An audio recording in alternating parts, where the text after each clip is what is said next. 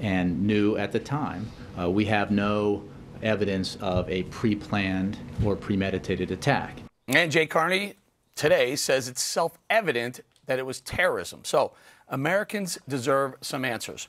Why won't this president call a terrorist? Hillary Clinton, Madame Secretary, smart lady, do you really think it was all about a movie?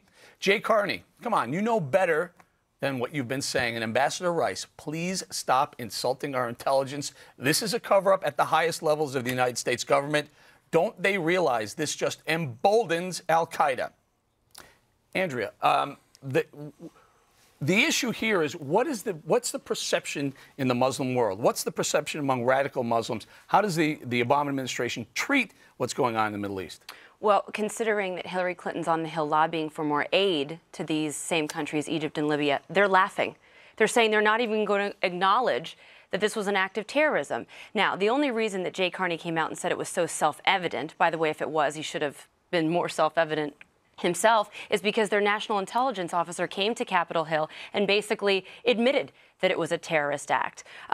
Look, they knew from day one this was a big embarrassment.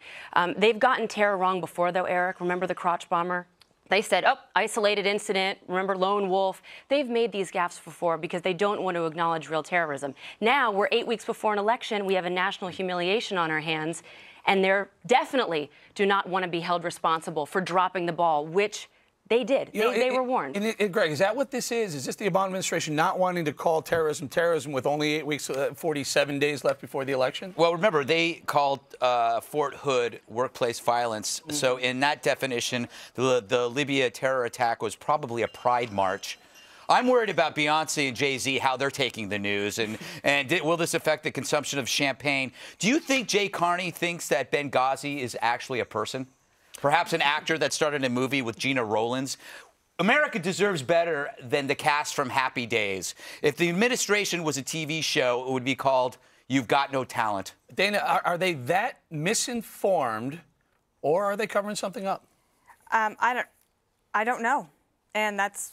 And then they say that they don't know, but then they say that they do know. The black is supposed to be white, and the gray is white and black, and then when the spokesperson for the White House says it's self-evident that it's terror, like, it's basically saying, don't bother me with your silly little questions.